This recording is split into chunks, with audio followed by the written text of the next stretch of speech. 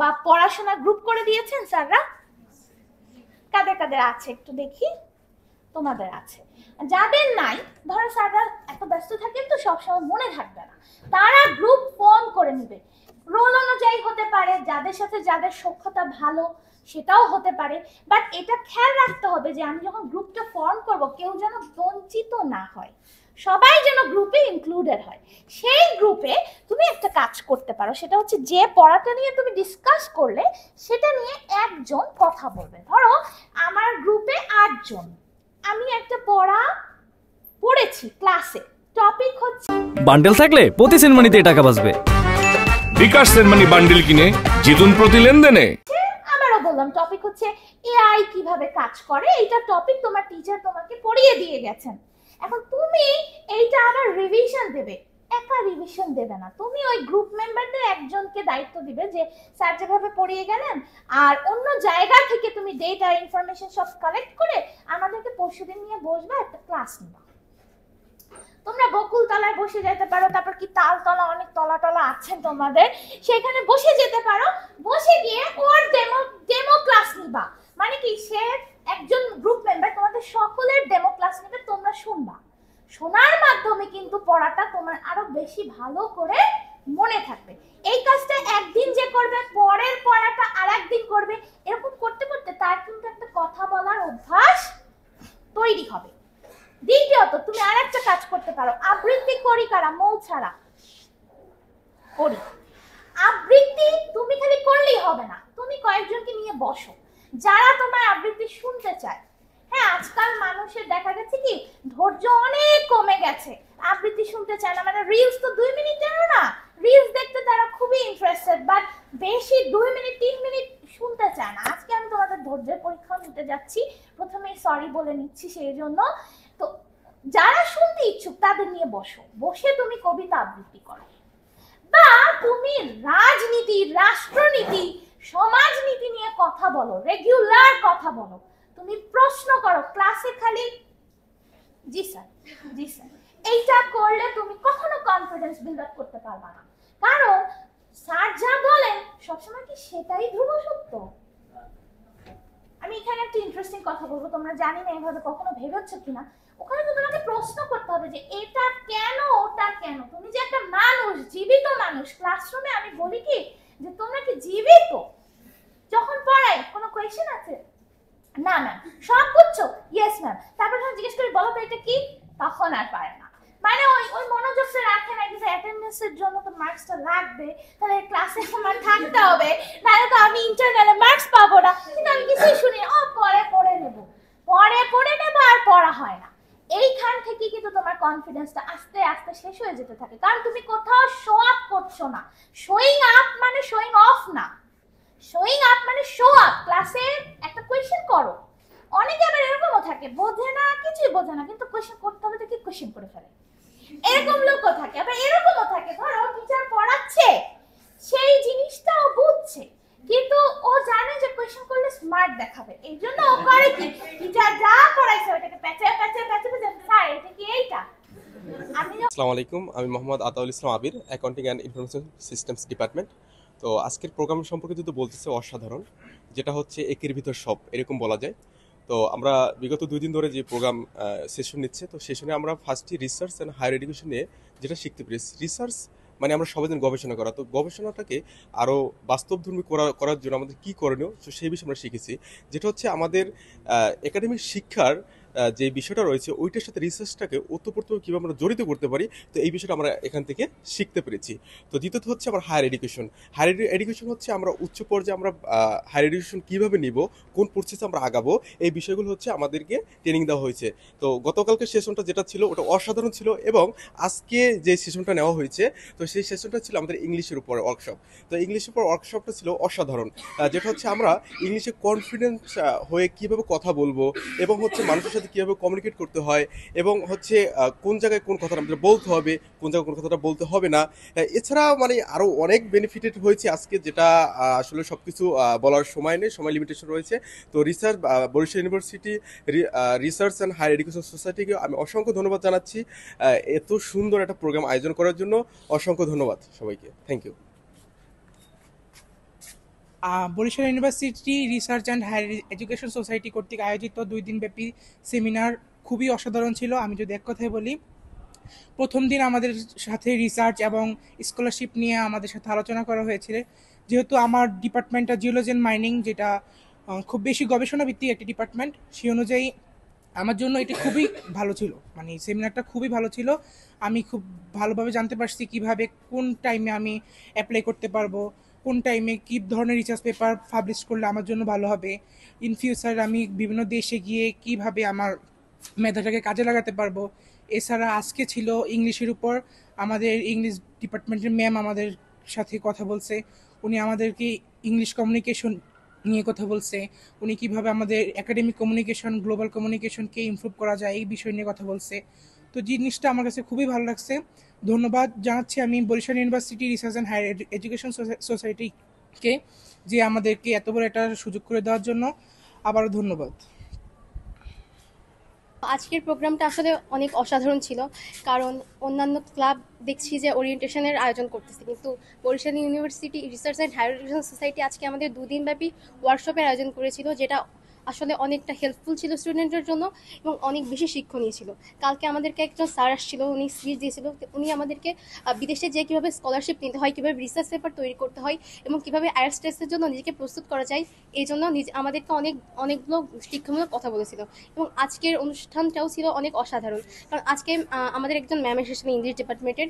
উনি আসলে অনেক কিছু আমাদের শিখিয়েছে। তার ভিতরে যদি আমরা 2-1টা বলতে চাই, তাহলে উনি শিখিয়েছে যে কীভাবে নিজের ভিতর কনফিডেন্স গ্রো আপ করা যায়। এইটাই আই থিঙ্ক সব থেকে বেশি ইম্পর্টেন্ট ছিল। এছাড়া তিনি নিজের জীবনেও কিছু গল্প তুলে ধরেছে আমাদের মাঝখানে, যেটা আমাদের স্টুডেন্টের জন্য অনেক বেশি ইন্সপায়ারিং ছিল। এছাড়া উনি প্রায় 1.5 থেকে 2 ঘন্টা স্পিচ দিয়েছেন এবং তার স্পিচে আমরা কখনোই বোরিং ফিল করিনি। সো এইটা আমাদের জন্য অনেক বেশি ম্যাটার করে। তো এই বলা যায় আর কি, কারণ 2 দিনের একটা ওয়ার্কশপ, এত স্টুডেন্ট আসছে, তো এটাই ইম্পর্টেন্ট। আমরা অনেক কিছু জানতে পারছি, অনেক কিছু শিখতে পারছি এবং এই শিক্ষাটাকে কাজে লাগিয়ে আমরা ফিউচারে আরও অনেক বেশি ভালো করার চেষ্টা করব। ধন্যবাদ। Has been a really a great experience being a part of this excellent workshop titled Resource English and Scholarship, and I really appreciate how resource, scholarship and English was combined into a meaningful particular theme, and it was a great knowledge exchange program where a lot of students from different disciplines come together to gather knowledge.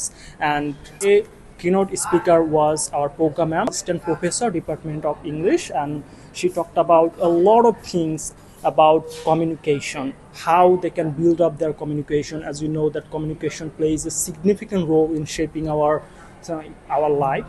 So she helped us to build up the confidence in ourselves. So it was really an honor, and I feel very much proud to be a part of this program. And I especially want to thank Borishal University Research and Higher Education Society for arranging this knowledge exchange program. And I hopefully that Borishal University Research and Higher Education Society is going to conduct even more programs so that people belonging to this particular organization can get benefited. So I must thank you all.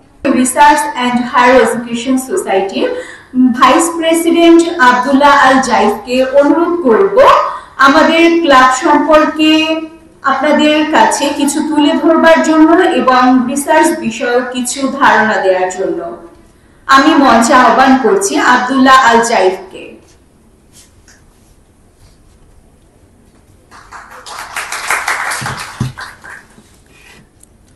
আসসালামু আলাইকুম, আমার নাম হচ্ছে আব্দুল্লাহ জাইফ। আমি বরিশাল বিশ্ববিদ্যালয় Research and Higher education সোসাইটির vice president. তোমরা হয়তো আমাকে ওইভাবে দেখো না এখন পর্যন্ত, বা একটু কম চিনো মনে হয়। আমাকে চেনো কয়জন? আচ্ছা, তোমাদের মধ্যে কোন ব্যাচ থেকে কতজন? 14 ব্যাচ থেকে আছে কয়জন? আচ্ছা, আর 13 ব্যাচ একটু কম। হ্যাঁ, আচ্ছা, তোমাদেরকে যদি জিজ্ঞেস করি তোমরা আসলে এই সংগঠনে কেন যুক্ত হয়েছে, আমাকে কেউ একটু বলতে পারবা? কেউ একজন? আচ্ছা, আমি ধরে নিচ্ছি তোমাদের ফোকাস হচ্ছে গিয়ে রিসার্চ অ্যান্ড হায়ার এডুকেশন। আচ্ছা, আমরা ইউনিভার্সিটিতে কি পাই? কলেজ থেকে ইউনিভার্সিটি কেন আলাদা বলতে পারবা? ইউনিভার্সিটিতে কিন্তু রিসার্চ করার সুযোগ আছে, কলেজে কি এই সুযোগ আছে? কলেজে সেই সুযোগ নাই। আর ইউনিভার্সিটির কিছু বেসিক বৈশিষ্ট্য আছে, যেমন ধরো ইউনিভার্সিটির অনেকগুলো কাজ আছে বেসিক, যেমন ধরো জ্ঞান তৈরি করা। তোমরা কখনো শুনছো ইউনিভার্সিটির কাজ কি? বলো, জ্ঞান তৈরি করা। আমরা সবসময় জ্ঞান নিয়ে কাজ করি, কিন্তু নতুনভাবে যে জ্ঞান তৈরি হয় সেটা তৈরি হয় কিন্তু ইউনিভার্সিটিতে। তো সেই তৈরি করার মাধ্যমটা হচ্ছে রিসার্চ। বুঝতে পেরেছো? এখানে সায়েন্সের আছে কেউ? ঢাকা বিশ্ববিদ্যালয়, হ্যাঁ অনেকে আছে। ঢাকা বিশ্ববিদ্যালয়ে তোমরা কিন্তু অনেক ডিপার্টমেন্ট দেখবা, নতুন নতুন ডিপার্টমেন্ট, যেমন অ্যাপ্লাইড ফিজিক্স, অ্যাপ্লাইড কেমিস্ট্রি, তোমরা এগুলো শুনছো। এগুলো কিন্তু তুলনামূলক নতুন ডিপার্টমেন্ট। এগুলো হয়েছে বিভিন্ন রিসার্চের মাধ্যমে বা প্রয়োজনীয়তার খাতিরে। ঠিক আছে, এটা হচ্ছে নতুন জ্ঞানের একটা জায়গা। এগুলো যে আগে ছিল না এমন না, কাজ ছিল, কিন্তু স্পেসিফিকলি এগুলো তৈরি করা হয়েছে বিভিন্ন কাজের জন্য। বুঝতে পেরেছো? তো সেক্ষেত্রে আমাদের এই যে ইউনিভার্সিটি, এটা আলাদা হয়েছে বিভিন্ন জ্ঞান নিয়ে কাজ করার জন্য, এবং সংগঠন করা তোমাদের কাছে গুরুত্বপূর্ণ মনে হয়েছে, এর জন্য হয়তো সংগঠনের সাথে যুক্ত হয়েছে।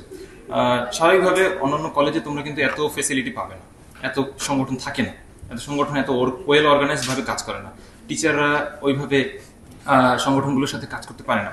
আমাদের ক্ষেত্রে কিন্তু এই সুযোগ আছে, আমরা বিভিন্ন সংগঠনের সাথে যুক্ত হয়ে আমরা অনেক ভালো ভালো কাজ করতে পারি, নিজেদের স্কিল ডেভেলপমেন্ট করতে পারি, আর নিজেদেরকে ভালোভাবে তৈরি করতে পারি। আমাদের কাজ হচ্ছে নিজেদেরকে তৈরি করা, এর জন্য আমরা মূলত সংগঠনের সাথে যুক্ত হই, তাই না? বেশিরভাগ ক্ষেত্রেই যদি আমরা দেখি কলেজের ক্ষেত্রে সংগঠন আছে, আমরা যেহেতু অনেক সংগঠন করি, যেমন আমরা তরুণ কলাম লেখক, নাম শুনছো তোমরা কখনো?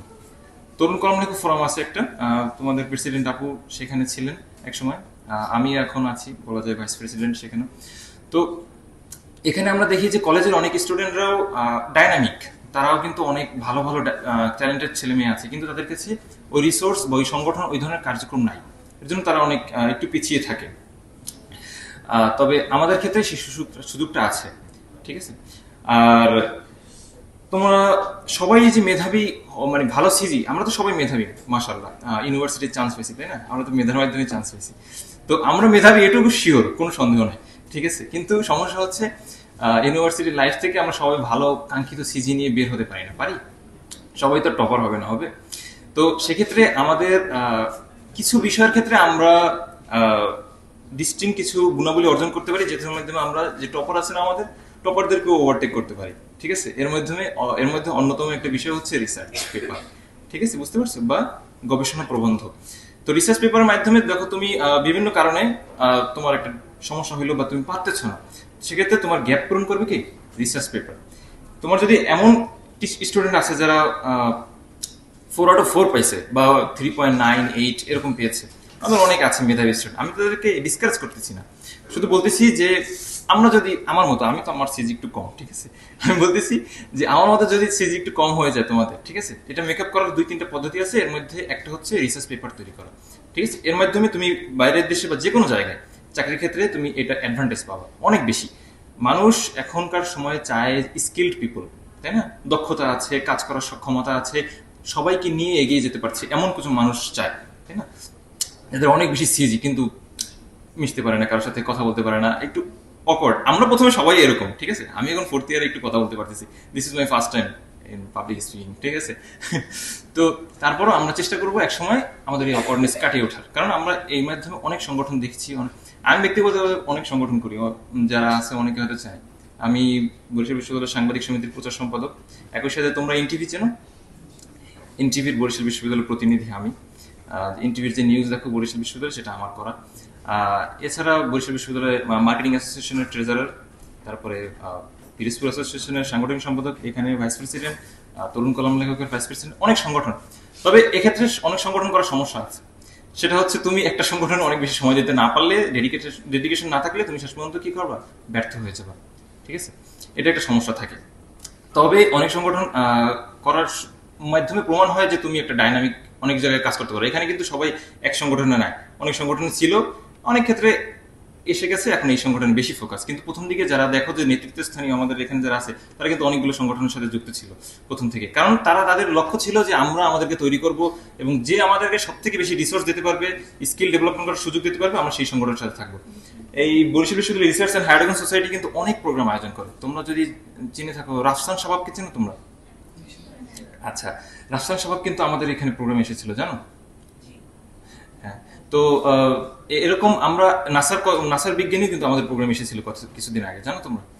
জানো না, এটা গত বছর ছিল। যাই তো কিছুদিন আগে ছিল। যাই তো আমাদের এখানে কিন্তু অনেক ভালো ভালো প্রোগ্রাম হয় এবং ভালো ভালো মানুষ আসে, যেটা আমরা চেষ্টা করি সব ডিপার্টমেন্টের স্টুডেন্টরা যেন আমাদের সংগঠন থেকে উপকৃত হতে পারে। যেমন সায়েন্সের স্টুডেন্ট, তেমনি কমার্সের বা আর্টসের যেগুলো আছে, সবাই যেন উপকৃত হতে পারে, এই জিনিসটা আমরা সবসময় চেষ্টা করি।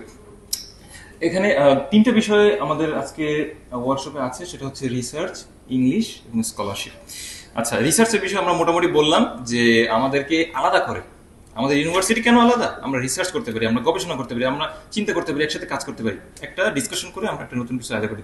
এই গেল রিসার্চ। তারপরে গেল কি স্কলারশিপ। এখানে স্কলারশিপ খুবই গুরুত্বপূর্ণ, কারণ আমরা দেখা যায় যে সিজিটা ওইরকম ভাবে হয়তো অনেক ক্ষেত্রে পাই না। তারপরে আমরা কি করি, একটা বাইরের ইউনিভার্সিটি যাওয়ার চেষ্টা করি। সেক্ষেত্রে হয় কি, তোমার সিজি কম কিন্তু তোমার ডিগ্রি আছে, মাস্টার্স আছে বা পিএইচডি আছে বাইরে থেকে, সেক্ষেত্রে তোমার কিন্তু গ্রহণযোগ্যতা অনেক বেশি থাকে। যখন অ্যাপ্লিকেশন সবগুলো পড়বে তখন দেখবা যে বাইরের ডিগ্রি আছে বা হায়ার এডুকেশন ভালো সার্টিফিকেট, তখন কিন্তু তোমাকে প্রায়োরিটি দেবে। অনেক ভালো এডুকেশন সিস্টেমের ভিতর থেকে তুমি এসেছো, এর জন্য তোমাকে প্রায়োরিটি দেবে। এক্ষেত্রে হায়ার এডুকেশন নিয়ে কিন্তু আমাদের ইউনিভার্সিটি তেমন কেউ কাজ করে না, এটা ডিস্টিংক্ট বলা যায়। আর হচ্ছে ইংলিশ। ইংলিশ আমাদের কাছে একটু কঠিন লাগে, তাই না? স্বাভাবিকভাবেই একটু কঠিন লাগে, ঠিক আছে, কিন্তু সমস্যা হচ্ছে আমরা ইউনিভার্সিটি স্টুডেন্ট, ঠিক আছে? ইউনিভার্সিটি স্টুডেন্টের কাছ থেকে মানুষ আশা করে যে তারা অন্তত একটু ইংলিশে কথা বলতে পারবে, ঠিক আছে? এখন আমরা যদি ইংলিশে কথা বলতে না পারি, আমাদের মর্যাদা নিয়ে একটা সমস্যা হয়ে যেতেছে, ঠিক আছে? যে দেশের সব থেকে ভালো উচ্চশিক্ষিত, একদম টপ লেভেলে, top of the line educational বলা যায়, তারা যদি একটু ইংলিশে কথা না বলতে পারে তাহলে কেমন দেখায়, তাই না? তো সেই ক্ষেত্রে আমাদের কিন্তু ইংলিশের খুব গুরুত্ব দিতে হবে বিশেষ করে।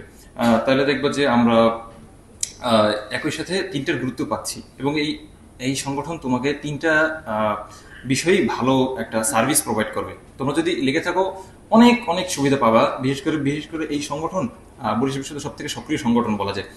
অনেক বেশি সেমিনার, অনেক বেশি ওয়েবিনার, অনেক বেশি কার্যক্রম, ওয়ার্কশপ, সবকিছু দেখবা যে এই সংগঠন সব থেকে বেশি করে। এবং অফলাইনে যদি শিডিউলে না হয় বা না হয়, তুমি অনলাইনে করার চেষ্টা করা হয়, বুঝতে পারছো? তো এই সংগঠন সবসময় দেখবা প্রোগ্রামের দিক থেকে সবার থেকে আগানো, এবং চেষ্টা করে অনেকগুলো সংগঠনের সাথে, বিভিন্ন বিশ্ববিদ্যালয়ের সাথে সম্পর্ক আছে, যার কারণে বিশ্ববিদ্যালয় সংগঠনের সাথে কোলাপ করে অনেক ক্ষেত্রে আমরা দেখতে পারি যে অন্য ইউনিভার্সিটির ছেলেমেয়েরা কি চিন্তা করছে আমাদের মতো, তাই না? সেক্ষেত্রে এই বিষয়গুলো আরো সহজ হয় আমাদের জন্য।